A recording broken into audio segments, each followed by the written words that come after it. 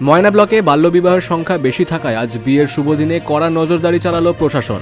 ময়না ব্লকের নবাগত বিডিও জগন্নাথ বিশ্বাস বাল্যবিবাহ হচ্ছে কিনা তা দেখতে সকাল 10টা নাগাদ দক্ষিণ আনুখা চণ্ডীমাতা মন্দিরে আচমকা পরিদর্শনে যান। বিডিও বিবাহরত যুবক যুবতীদের সঙ্গে কথা বলেন এবং তাদের জন্মের প্রমাণপত্র জানতে চান। সংবাদ মাধ্যমকে তিনি জানান, পরিদর্শন শেষে নিশ্চিত হওয়া গেছে যে সকলেই প্রাপ্তবয়স্ক। আজ একটা বিয়ের দিন আছে, অনেক বিয়ে হবে।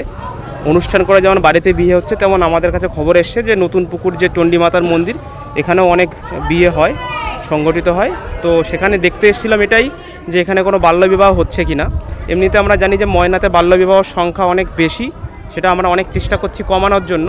তো আমি এখানে সারপ্রাইজ ভিজিট করতে আসি এটা দেখার জন্য যে 18 বছরের কম কোনো মেয়ের বিয়ে হচ্ছে কি না। আমি দেখেছি 2-3টে বিয়ে আমি দেখলাম, তাদের কেউই 18 বছরের কম নয়, সবাই প্রাপ্তবয়স্ক।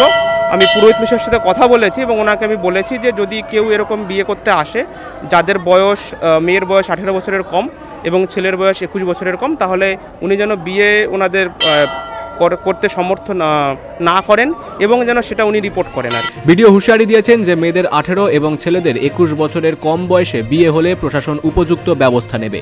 মন্দির কর্তৃপক্ষ প্রশাসনকে সহযোগিতার আশ্বাস দিয়েছেন। বাল্যবিবাহ রোধে ভিডিওর এই উদ্যোগ প্রশংসিত হয়েছে। পূর্ব মেদিনীপুর থেকে প্রসূন ব্যানার্জির রিপোর্ট, বিগ নিউজ বাংলা।